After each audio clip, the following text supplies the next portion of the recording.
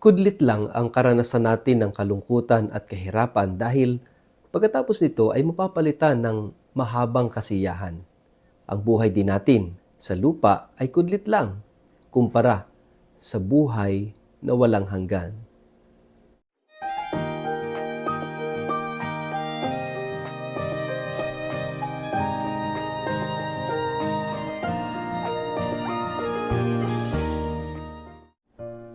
Ang mabuting balita ng Panginoon ayon kay San Juan.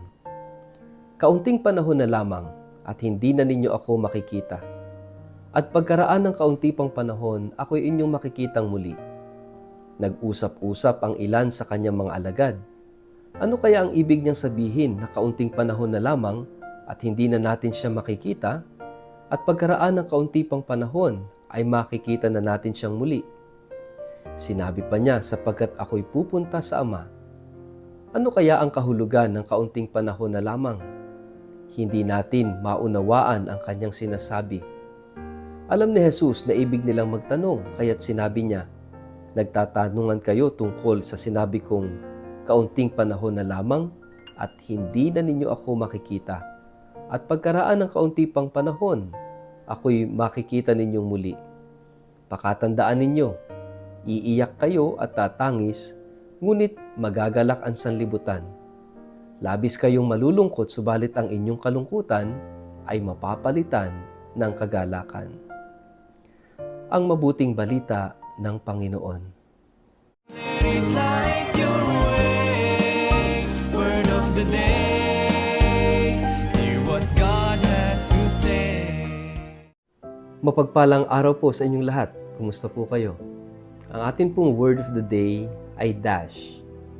Bago po tayo magpalalim sa atin pong reflection ngayong araw na ito, kayo po'y muli kong inaanyayahan na huwag kakalimutan na mag-like, follow at subscribe sa atin pong Facebook page at YouTube channel na Word of the Day. Ganun din po pakishare ang video ito sa inyong kapamilya, kamag-anak, kaibigan, mga kakilala sa social media para sama-sama tayo sa pagiging media evangelizers at online missionaries, nagpapalaganap ng salita ng Diyos sa mundo ng social media at sa lahat ng nakikinig o nanonood ng Word of the Day sa pamamagitan ng Radyo Maria. Maligayang pakikinig po sa inyong lahat.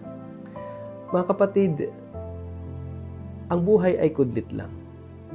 Kudlit, maliit. At yung buhay na ito, makikita natin na marami at samot-saring mga karanasan sa buhay, mga iba't ibang mga kwento na meron tayo.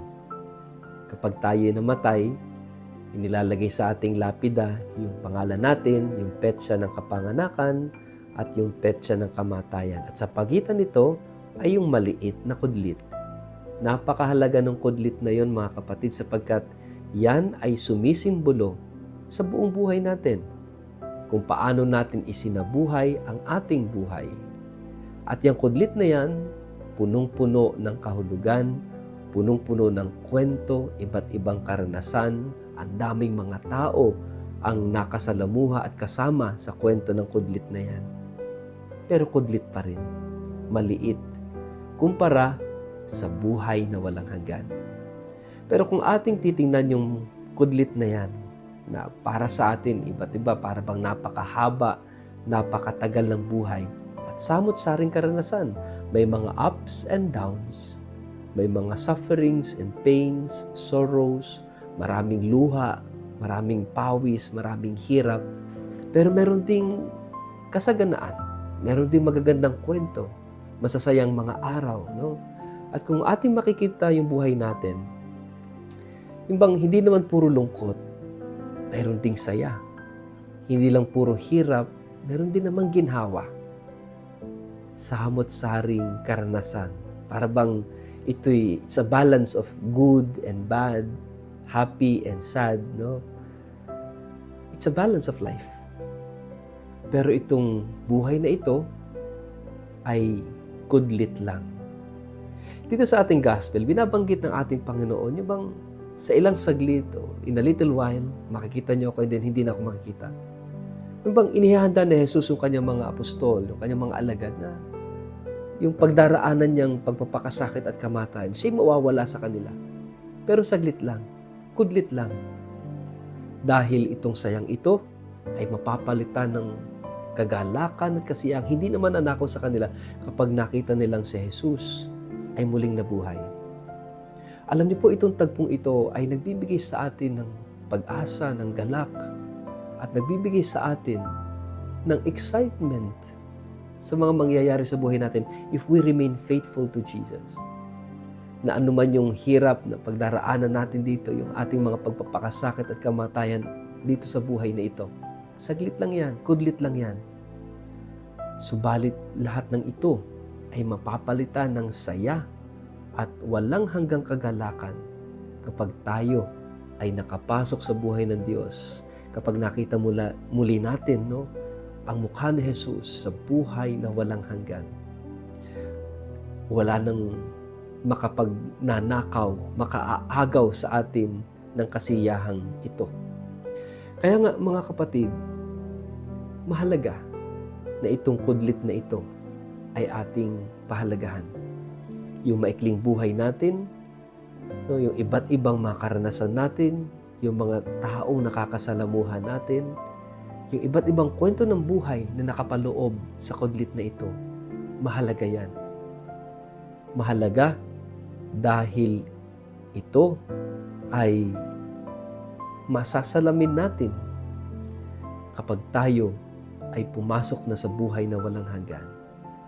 Mga kapatid, sana po itong maikling kudlit na to, pahalagahan natin yung buhay natin sa mundo. Gawin natin kung ano yung tama, kung anong totoo, at kung anong mabuti. Sapagkat mayroong naghihintay sa atin na mas mahaba at walang katapusang kwento, kapiling ang Diyos sa buhay na walang hanggan. Sa ngalan ng Ama at ng Anak at ng Espiritu Santo. Amen. Ama naming Diyos, naway matutunan naming pahalagahan ang maikling buhay namin. Hanapin ang tunay na kahulugan, hanapin ang katotohanan, at mamuhay ayon sa iyong kalooban. Amen. Pagpalain po kayo at ingatan ng makapangyarihang Diyos, Ama at Anak at Espiritu Santo. Amen.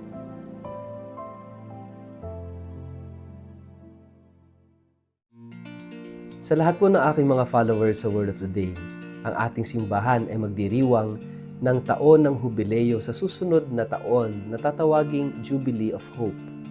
Bilang paghahanda po dito, ako po ay nagtakda ng isang espesyal na pilgrimage sa taong ito sa ika-11 hanggang ika-25 ng Oktubre. Maliban sa pagbisita sa mga kilalang syudad sa Europa tulad ng Paris at Lyon sa bansang France, sa Rome, Milan, sa Venice, sa Florence, Pisa at Assisi sa bansang Italia, ang pilgrimage na ito ay may natatanging katangian. Bibisitahin po natin ang ilang mga Marian shrines tulad ng Our Lady of Miraculous Medal at ang Our Lady of La Salette sa France. Gayon din, ang Holy Face of Jesus of Manopello at ang Eucharistic Miracle sa Lanciano, Italy ay atin ring mabibisita. Hindi lang po iyon, magkakaroon din po tayo ng pagkakataong makita ang mga incorrupt bodies ng mga santo tulad ni na Saint Padre Pio, Saint Catherine Labouré, Saint Vincent de Paul, Saint Bernadette Soubirous, Saint John Vianney, Saint John Bosco, Saint Clare of Assisi, Saint Lucy, at marami pang iba. Magkakaroon din tayo ng pagkakataong mabisita ang 4 na basilika sa Roma at ang ilang mga historical at itinuturing na wonders of the world tulad ng Eiffel Tower, Leaning Tower of Pisa, ang Colosseum at marami pang iba. Kung kayo po ay interesadong makasama ako sa espesyal na pilgrimage na ito, maaari po kayong tumawag o mag-text o mag-email sa mga sumusunod na contact details na nakikita nyo sa screen. First come, first serve basis lamang po ito.